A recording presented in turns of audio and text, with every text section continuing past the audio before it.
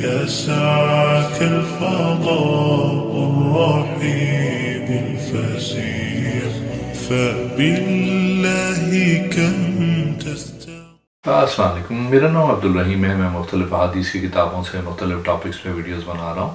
تو امام ابو یعلا موصلی کی جو مجموعہ احادیث ان سے کچھ حدیثیں ہیں۔ اعوذ باللہ من الشیطان الرجیم، بسم اللہ الرحمن الرحیم۔ حدیث نمبر 2163، حضرت جابر رضی اللہ تعالیٰ عنہ فرماتے ہیں کہ ایک آدمی نے غلام آزاد کیا، غلام مدبر تھا۔ حضور صلی اللہ علیہ وسلم نے فرمایا مجھ سے کون خریدے گا؟ اس کو نعیم بن عبداللہ نے خریدا۔ آپ صلی اللہ علیہ وسلم نے اس کے پیسے لے کے اس کو دے دیا۔ ایک اور حدیث ہے 2164، حضرت جابر رضی اللہ تعالیٰ عنہ فرماتے ہیں کہ حضور صلی اللہ علیہ وسلم نے فرمایا جب تم میں سے کوئی فقیر ہو تو صدقہ دینا چاہیے، وہ اپنے سے ابتدا کرے۔ ایک اور حدیث ہے 2165، حضرت جابر رضی اللہ تعالیٰ عنہ فرماتے ہیں کہ حضور صلی اللہ علیہ وسلم نے فرمایا نماز کا مکمل ہونا صف کے مکمل ہونے سے ہے۔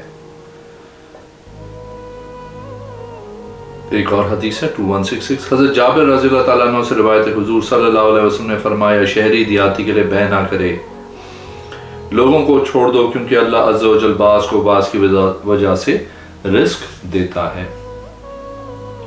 ایک اور حدیث ہے حضرت جابر رضی اللہ تعالیٰ عنہ فرماتے ہیں حضور اکرم صلی اللہ علیہ وسلم نے پھلوں کو پکنے سے پہلے فروخت کرنے سے منع فرمایا۔ ایک اور حدیث ہے 2168، حضرت جابر رضی اللہ تعالیٰ عنہ فرماتے ہیں کہ حضور صلی اللہ علیہ وسلم نے فرمایا جو آدمی کسی باغ یا کھجور کے باغ میں شریک ہو تو اس کے لیے جائز نہیں ہے فروخت کرنا یہاں تک کہ شریک سے اجازت لے لے، اگر راضی ہو جائے تو لے لے، اگر ناراض ہو تو چھوڑ دے۔ ایک اور حدیث ہے 2169، حضرت جابر رضی اللہ تعالیٰ عنہ فرماتے ہیں کہ حضور صلی اللہ علیہ وسلم چلے تاکہ بنی عمر بن عوف انصار کے درمیان صلح کروائیں، اتنے میں نماز کا وقت ہو گیا۔ آپ صلی اللہ علیہ وسلم نے حضرت بلال رضی اللہ تعالیٰ عنہ کو ارشاد فرمایا کہ ابو بکر رضی اللہ تعالیٰ عنہ کو بلاؤ، لوگوں کو نماز پڑھائیں۔ حضرت بلال رضی اللہ تعالیٰ عنہ نے کہا جی ہاں۔ حضرت بلال رضی اللہ تعالیٰ عنہ نے اقامت پڑھی، حضرت ابو بکر صدیق رضی اللہ تعالیٰ عنہ آگے بڑھے، لوگوں کو نماز پڑھائی۔ حضور صلی اللہ علیہ وسلم تشریف لائے، صحابہ کرام حضرت ابو بکر صدیق رضی اللہ تعالیٰ عنہ کو ہاتھوں سے تالیاں بجا کے آگاہ کرنے لگے۔ حضرت ابو بکر رضی اللہ تعالیٰ عنہ نماز میں ادھر ادھر متوجہ نہیں ہوتے تھے۔ جب تالیاں بجنے لگیں تو آپ رضی اللہ تعالیٰ عنہ متوجہ ہوئے تو رسول اللہ صلی اللہ علیہ وسلم کو دیکھ کے پیچھے ہونے لگے۔ آپ صلی اللہ علیہ وسلم نے اپنے ہاتھ سے اشارہ فرمایا کہ نماز پڑھاتے رہیں۔ حضرت ابو بکر صدیق رضی اللہ تعالیٰ عنہ تیار نہ ہوئے، حضور صلی اللہ علیہ وسلم آگے بڑھے اور نماز پڑھائی۔ جب نماز سے فارغ ہوئے تو آپ صلی اللہ علیہ وسلم نے حضرت ابو بکر رضی اللہ تعالیٰ عنہ سے فرمایا آپ رضی اللہ تعالیٰ عنہ کو کیا رکاوٹ تھی نماز پڑھانے میں؟ حضرت ابو بکر صدیق رضی اللہ تعالیٰ عنہ نے عرض کی ابو قحافہ کے بیٹے کو زیب نہیں دیتا کہ وہ حضور اقدس صلی اللہ علیہ وسلم کی امامت کروائے۔ حضور صلی اللہ علیہ وسلم صحابہ کرام کی طرف متوجہ فرمایا تالیاں بجانے کا کیا سبب ہے؟ تالیاں بجانا نماز میں عورتوں کا کام ہے، جب تم میں سے کسی کو نماز میں کوئی حاجت ہو تو وہ سبحان اللہ پڑھے۔ ایک اور حدیث ہے 2170، حضرت جابر رضی اللہ تعالیٰ عنہ فرماتے ہیں حضور صلی اللہ علیہ وسلم حضرت ام صائب یا ام مسنیب کے پاس آئے، وہ کانپ رہی تھی۔ آپ نے فرمایا اے ام صائب کیا ہوا ہے؟ آپ نے عرض کی بخار ہے، اللہ اس میں برکت نہ دے۔ آپ صلی اللہ علیہ وسلم نے فرمایا بخار کو گالی نہ دے، بے شک بخار ابن آدم کی گناہ اس طرح ختم کر دیتا ہے جس طرح لوہار کی بھٹی لوہے سے میل کچیل نکال دیتی ہے۔ ایک اور حدیث ہے 2171، حضرت جابر رضی اللہ تعالیٰ عنہ سے روایت ہے کہ ایک آدمی ہجرت کر کے مدینہ آیا، اس کو سخت بخار ہو گیا۔ وہ حضور صلی اللہ علیہ وسلم کی بارگاہ میں آیا اور عرض کی یا رسول اللہ صلی اللہ علیہ وسلم مجھ سے ہجرت کا اقالہ فرمائیں، یعنی واپس مکے جانے دیں۔ حجاج فرماتے ہیں اس نے کئی مرتبہ ذکر کیا، آپ صلی اللہ علیہ وسلم نے ہر مرتبہ انکار کیا۔ وہ آپ صلی اللہ علیہ وسلم کی اجازت کے بغیر نکلا۔ آپ صلی اللہ علیہ وسلم کو خبر ہوئی تو آپ صلی اللہ علیہ وسلم نے فرمایا مدینے برے لوگوں کو ایسے دور کر دیتا ہے جس طرح بھٹی لوہے سے زنگ دور کر دیتی ہے۔ ایک اور حدیث ہے 2172. حضرت جابر رضی اللہ تعالیٰ عنہ فرماتے ہیں حضرت طفیل بن عمر الدوسی حضور صلی اللہ علیہ وسلم کے پاس مکہ شریف آئے. اس نے حضور صلی اللہ علیہ وسلم کی بارگاہ میں عرض کی حسین کے قلعے کی طرف تشریف لے چلیں، کچھ لوگ انتظار میں ہیں اور کچھ کھانا تیار ہے. حضرت ابو زبیر کا قول ہے دوست پہاڑ کی چوٹی پہ ایک قلعہ ہے جو تسمے کی مانند ہے. سو رسول کریم صلی اللہ علیہ وسلم نے اس سے فرمایا کیا تیرے ساتھ تیرے پیچھے کوئی اور بھی ہے؟ اس نے جواب دیا میں نہیں جانتا ہوں. راوی کا بیان ہے اس نے اعراض کیا اس چیز کے لیے جو انصار کی خاطر اللہ تعالیٰ نے ذخیرہ فرمائی. راوی کہتے ہیں سو جب رسول کریم صلی اللہ علیہ وسلم مکہ سے ہجرت کر کے مدینہ تشریف لائے تو اس وقت طفیل بن عمر بھی رسول کریم صلی اللہ علیہ وسلم کی طرف ہجرت کرتے ہوئے آیا، جبکہ اس کے گروہ سے ایک آدمی بھی اس کے ساتھ تھا. سو اس آدمی کو سخت بخار ہوا تو وہ مدینہ سے نکل گیا. سو اس نے ایک تیز دھار آلہ لیا اور اس کے ساتھ اپنے ہاتھ کی رگیں کاٹ لیں جس سے بہت سا خون بہہ گیا اور وہ مر گیا. سو اسے دفن کر دیا گیا. سو وہ ایک رات طفیل بن عمر کے خواب میں آیا. انتہائی اچھی شکل تھی لیکن وہ اپنے ہاتھ چھپائے ہوئے تھا. طفیل نے اس سے کہا کیا تو فلاں یعنی نام لیا؟ اس نے کہا ہاں. طفیل نے کہا تو نے کیا کیا؟ اس نے کہا میرے رب نے میرے ساتھ بھلائی کا سلوک فرمایا، مجھے بخش دیا اس وجہ سے کہ میں نے اس کے نبی صلی اللہ علیہ وسلم کے ساتھ ہجرت کی. طفیل نے کہا تیرے ہاتھوں کو کیا ہوا؟ اس نے کہا میرے رب نے فرمایا اپنی جان کا جو حصہ تو نے بگاڑا، ضائع کیا، خراب کیا، اس کے حوالے سے ہم تیرے ساتھ کبھی صلح نہ کریں گے. طفیل نے اپنا خواب رسول کریم صلی اللہ علیہ وسلم کی بارگاہ میں بیان کیا تو آپ صلی اللہ علیہ وسلم نے اپنے ہاتھ اٹھائے اور دعا کی اے اللہ اور اس کے ہاتھوں کو بھی درست فرما دے، اس کی بخشش فرما. اور اے اللہ اس کے ہاتھوں کو بھی درست کر دے، اس کی بخشش فرما. اور اس کے ہاتھ بھی درست فرما دے، اس کی بخشش فرما. ایک اور حدیث ہے حدیث نمبر 2173.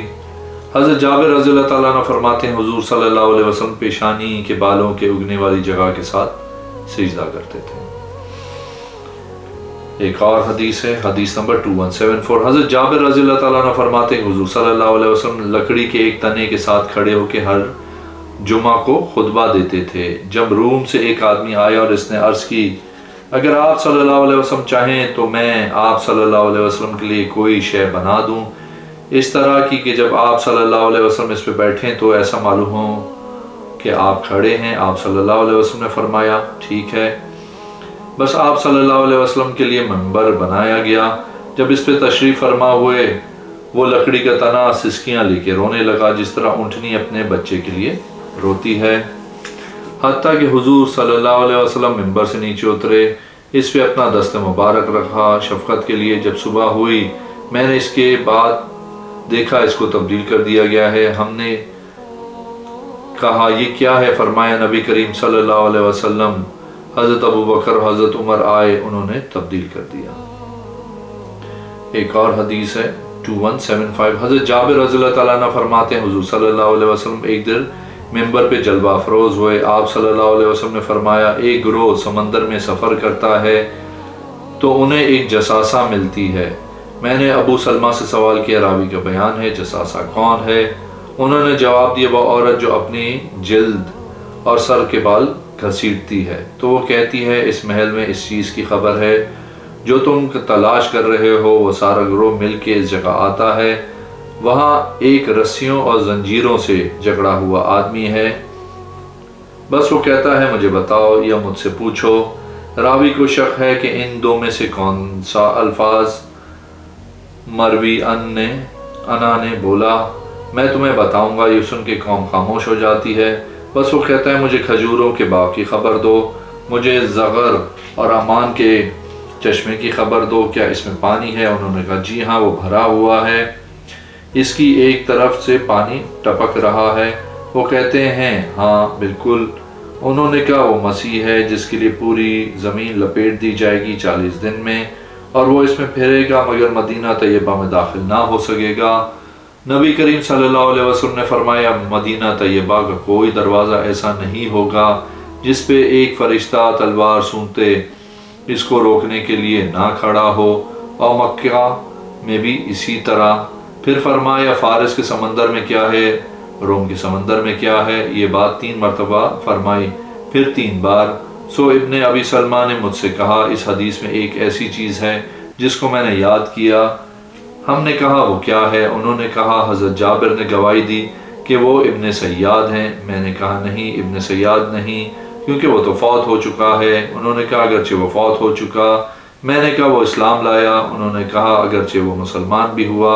میں نے کہا وہ مدینہ میں داخل ہوا۔ انہوں نے کہا اگرچہ وہ مدینہ میں بھی داخل ہوا۔ ایک اور حدیث ہے 2176۔ حضرت جابر رضی اللہ تعالیٰ عنہ فرماتے ہیں ہم حضور صلی اللہ علیہ وسلم سے نہیں سنا ہمارے لیے کوئی شے واضح طور پہ معین کی ہو جنازے کی دعا پڑھنے کے لیے، نہ حضرت ابو بکر رضی اللہ تعالیٰ عنہ نے، نہ حضرت عمر رضی اللہ تعالیٰ عنہ نے۔ ایک اور حدیث ہے 2177۔ حضرت جابر رضی اللہ تعالیٰ عنہ فرماتے ہیں میں نے حضور صلی اللہ علیہ وسلم سے شکایت کی بیماری کی، آپ صلی اللہ علیہ وسلم میرے پاس تشریف لائے، آپ صلی اللہ علیہ وسلم نے میرے چہرے پہ پھونک ماری تو میں تندرست ہو گیا۔ ایک اور حدیث ہے 2178۔ حضرت جابر رضی اللہ تعالیٰ عنہ سے روایت ہے حضور صلی اللہ علیہ وسلم نے منع کیا ہم میں سے کوئی ایک لیٹنے کی حالت میں اپنے ایک پاؤں کو دوسرے پاؤں پہ رکھے۔ ایک اور حدیث ہے حدیث نمبر 2179۔ حضرت جابر رضی اللہ تعالیٰ عنہ فرماتے ہیں حضور اکرم صلی اللہ علیہ وسلم نے فرمایا لوگوں پر ایک زمانہ ایسا آئے گا کہ لشکروں میں سے ایک لشکر نکلے گا، ان کو کہا جائے گا کیا تم میں سے کوئی حضور صلی اللہ علیہ وسلم کا صحابی ہے، اس کے وسیلے سے دعا مانگیں گے، اس کی مدد کی جائے۔ پھر ان کو کہا جائے گا کیا تم میں سے کوئی صحابی رسول صلی اللہ علیہ وسلم ہے، کہا جائے گا نہیں، وہ ہے جس نے صحابی کی صحبت اختیار کی۔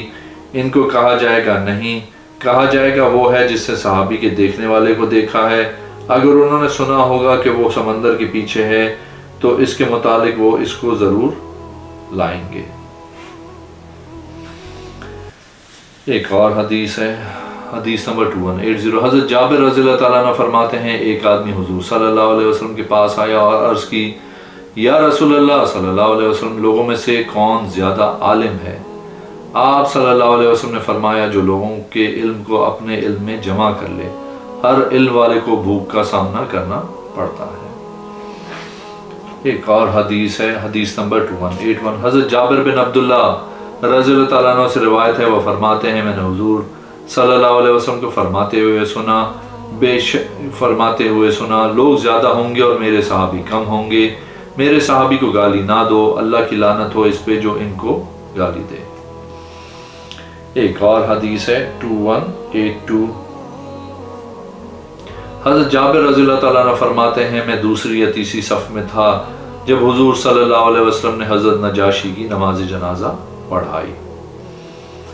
ایک اور حدیث ہے حضرت جابر رضی اللہ تعالیٰ عنہ سے روایت ہے حضرت سلیق رضی اللہ تعالیٰ عنہ مسجد کی طرف آئے اس حال میں کہ حضور صلی اللہ علیہ وسلم خطبہ دے رہے تھے، آپ صلی اللہ علیہ وسلم نے حکم دیا کہ وہ 2 مختصر رکعات نفل پڑھے۔ ایک اور حدیث ہے 2184۔ حضرت جابر رضی اللہ تعالیٰ عنہ فرماتے ہیں حضور صلی اللہ علیہ وسلم نے فرمایا مجھے انبیاء علیہ السلام دکھائے گئے، میں حضرت ابراہیم علیہ السلام کے مشابہ تھا۔ ایک اور حدیث ہے 2185۔ حضرت جابر رضی اللہ تعالیٰ عنہ فرماتے ہیں حضور صلی اللہ علیہ وسلم نے میدان عرفات میں ظہر و عصر جمع کی، ایک اذان اور 2 اقامتوں کے ساتھ، اور مغرب و عشاء جمع فرمائی، ایک اذان اور 2 اقامتوں کے ساتھ۔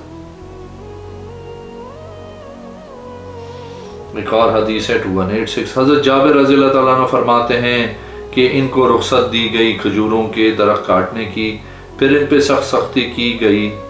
وہ حضور صلی اللہ علیہ وسلم کے پاس آئے اور عرض کی یا رسول اللہ صلی اللہ علیہ وسلم ہم پہ گناہ ہوا ہے جو ہم نے کاٹ دیے یا جو ہم پہ چھوڑا ہے۔ اللہ نے یہ آیت فرمائی مسلمانوں تم نے جو بھی کھجور کا درخت کاٹا یا اس میں سے کسی نے اس کی جڑوں پہ کھڑا چھوڑ دیا تو اللہ کے حکم سے ہی تھا۔ سورہ حشر نمبر 5۔